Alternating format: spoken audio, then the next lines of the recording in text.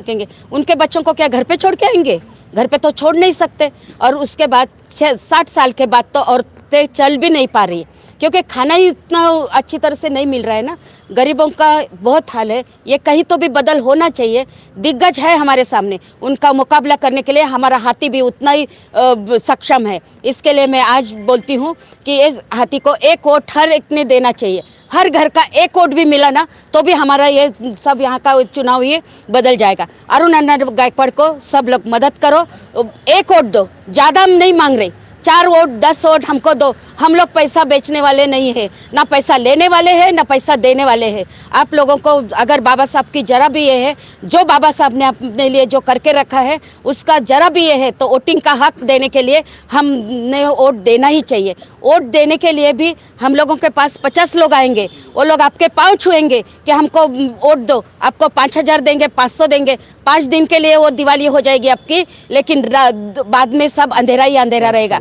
5 साल तक तो अंधेरा ही अंधेरा रहेगा। उसके लिए आज आप जागो, दिवाली है, जागने की रात है। जागने के लिए आप क्या करो कि हर एक ने एक वोट अपने घर से दे दो। अगर हाथी को एक वोट दिया तो आगे 5 साल के लिए आप सुख की दिवाली खाएंगे।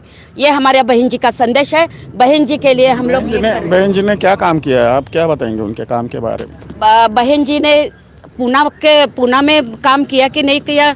अगर आप बोलेंगे पूना में काम किया, पूना में नहीं किया, लेकिन उत्तर प्रदेश में जाके देखो, आज उन्होंने इतने सारे घर मकान बना के दिए, फ्री में बना के दिए हैं। हर एक को नौकरी बना दिए है। हर एक की वहाँ की औरतों को पूछो आप। अब यहाँ पे हम लोग कोई तो भी एक हमारा आमदार चुन के आने दो, हम बहन जी को भी महाराष्ट्र में लेके आएंगे। अगर महाराष्ट्र में बहन जी आती है तो वो खुद के मुंह से बताएंगे हमने क्या किया। उनको बताने के लिए हम लोग इतने बड़े नहीं हैं कि उन्होंने क्या किया वो हम बताएंगे। उनके काम बहुत बड़े बड़े हैं। आज तक उन्होंने जितने भी ऑफिसर्स हैं, जो भी अपने ओबीसी के लोग हैं, उनका ये कहना नहीं है कि एक ही जात के लिए वो बने। ओबीसी यानी हर इसमें उसमें सारी कोड़ी माड़ी महार मांग सुतार चांबर सब आते हैं, धोबी नाभी सबके लिए वो है। और सबका अगर कोई नेता है और सबके लिए अगर कुछ काम करना चाहते हैं तो हमारे बहन जी के सिवा और कोई नहीं है। हर कोई जाति जाति में झगड़े लगाते, लेकिन इतने सालों में आज तक हमारे बहन जी ने कोई जाति के लिए झगड़ा नहीं लगाया। कभी उन्होंने ये नहीं कहा कि हम ये जात का करेंगे, वो जात का काम करेंगे। वो हर एक के लिए तैयार है। और समान हक, जैसे बाबा साहब ने हमको सबको समान हक दिया, वैसे हमारे बहन जी ने भी सबको समान हक दिया है। हमारी औरतें जो भी आज बोल पा रही है, जो भी हक के लिए लड़ रही है, सिर्फ उनका ही देख के हम लोग आज ये काम कर रहे हैं। जय भीम, जय भारत। यहाँ पर जो अरुण अन्ना गायकवाड़ है, उनके बारे में क्या कहेंगे? बहुत सालों से ये बहुजन समाज पार्टी के लिए काम कर रहे हैं। आप उनके गले में देखिए, यहाँ पर ये जो बाबा साहब का जो लॉकेट है, इतनी शान से, बड़े बड़े ही शान से उनके गले में ये सोने का लॉकेट है और बहुत कीमती है। लेकिन बाबा साहब के बारे में इनके दिल में जो भी चाहत है, या उनके दिल में जो भी उनके बारे में ख्याल है, वो उससे ही जाना जाता है कि समझ में आता है। अरुण अन्ना गायकवाड़ बहुत सालों से काम कर रहे हैं, तो उनके पास से हम लोग जानते हैं कि बहुजन समाज पार्टी के बारे में, और बहन मायावती जी के बारे में, और आकाश आनंद जी अभी यहाँ पर काम कर रहे हैं, उनके बारे में जानते हैं। क्या कहेंगे आप बहुजन समाज पार्टी के बारे में? बहन जी ने, जय भीम साहब, बहन जी ने इतना बड़ा राज्य में 20 साल सरकार बनाई। जब भी बहन जी ने सरकार बनाई, जब छोटे मोटे एससी ओबीसी और मैजिस्ट्रेट वाले लोगों को सबको मकान दे दिया, सबको घरकुल दे दिया। और बहन जी का नारा था, जो सरकारी ज़मीन है वो हमारी ज़मीन है। बहन जी ने उसके सरकार शासनकाल में कम से कम अक्का उत्तर प्रदेश में सब लोग को बहन जी ने ज़मीन दे दिया और पुलिस भर्ती कर दिया। और सब लोग महानगर पालिका में बहन जी ने लगाया, और एसटी महामंडल में लगाया, और रेलवे में लगाया। देखो अभी का बीजेपी का सरकार में कौन सा भर्ती हो गया उधर उत्तर प्रदेश में, बोल दो। इतना ऐसा बहन जी ने काम कर दिया। हमने देखा कि बहन जी ने बहुत सारे कॉलेज बनाए, उधर 450 कॉलेज बनाए ऐसा बोलते हैं, तो उसके बारे में क्या? बहन जी ने पूर्ण उत्तर प्रदेश में कॉलेज तो बहुत भारी भारी बनाया। माया स्कूल कॉलेज बनाया, पूरा महापुरुष के नाम पे बनाया, और वो हर जिले का नाम उसने महापुरुष का बनाया। अंबेडकर नगर बनाया, छत्रपति शिवाजी नगर बनाया, शाहू नगर बनाया, फुले नगर बनाया। सब महापुरुष के विचारधारा करके है बहुजन समाज पार्टी चल जाती है। सावित्रीबाई फुले केंद्र निकाला बहन जी ने। और क्या किया, और क्या उनके काम के बारे में और क्या कहेंगे? और बहन जी ने देखो महाराष्ट्र में ऐसा स्मारक है, ऐसा उत्तर प्रदेश में बहन जी ने डॉक्टर बाबा साहब अम्बेडकर स्मारक बनाया, स्मारक बनाया। तो आकाश आनंद जी अभी नए नए पार्टी में जुड़े हैं और तरुण है, मतलब ये यंग है, वो एक युवा है, तो उनके बारे में आपके क्या राय है? देखो आकाश आनंद साहब एकदम जवान छोकरा है और पढ़ेला आदमी है। वो सब उसके साथ छोटे मोटे छोकरे हम उसमें आकाश आनंद के साथ है, यंग सब यंग। तो अभी देखो हमारे साथ सब रिक्शे वाले सब यंग है। आकाश साहब के उम्र की है सब लोग। काशीराम जी के बारे में आप क्या जानते हो, उनके बारे में क्या कहेंगे?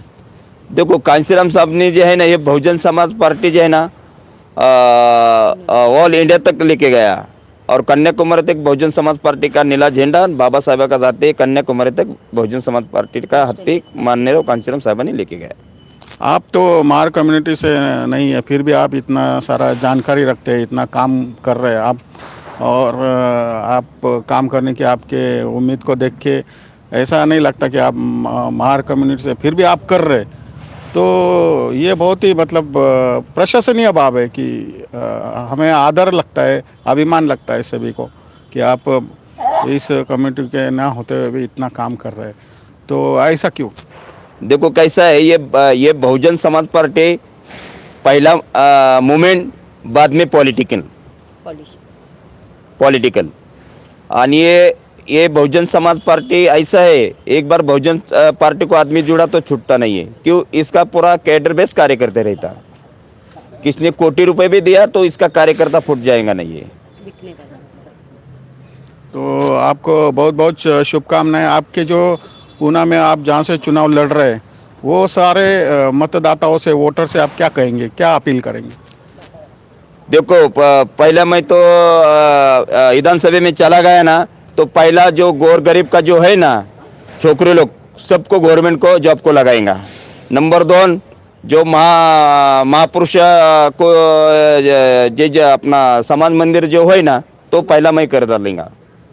और वाड़ा वस्ते में वो पानी लेके का काम करेंगे। और 4 नंबर का है जो है ना, हमारा पूरा ट्रैफिक का समस्या दूर करूँगा। रास्ते की समस्या, रास्ते का दूर से महंगाई बहुत बड़ी है, तो बढ़ रही है, तो उसके बारे में आपकी क्या राय है?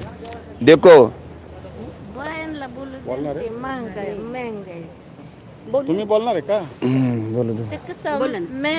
महागाई जरी वाढली तर महागाई वाढले, पण महागाई वाढल्याला त्याच्या मागं पण कारण असतात. आणि महागाई जरी वाढली, आता तुम्ही 1500 रुपये देणार आहे म्हणतात ते सरकार आम्हाला.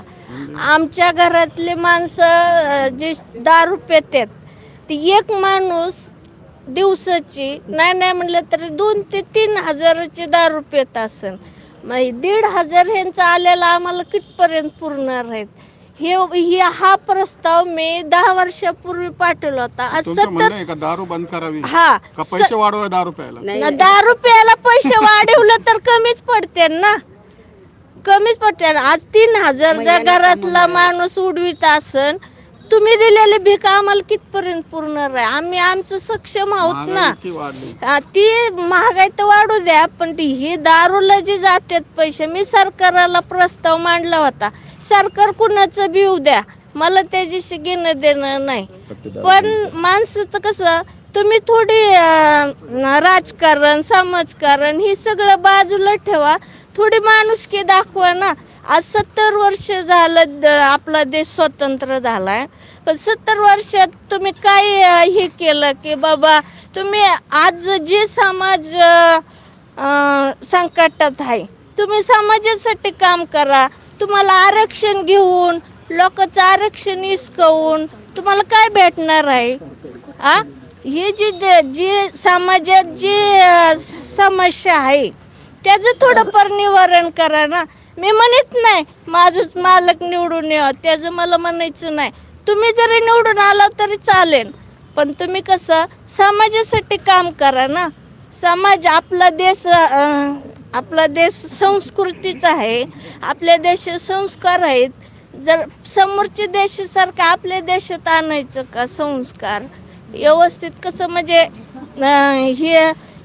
दारू जर बंद केली तर आज घरातली माणसं, दारुड्याच्या घरातली माणसं असं मोठी जीव धरून जगतात, बाया माणसं, माहित आहे का?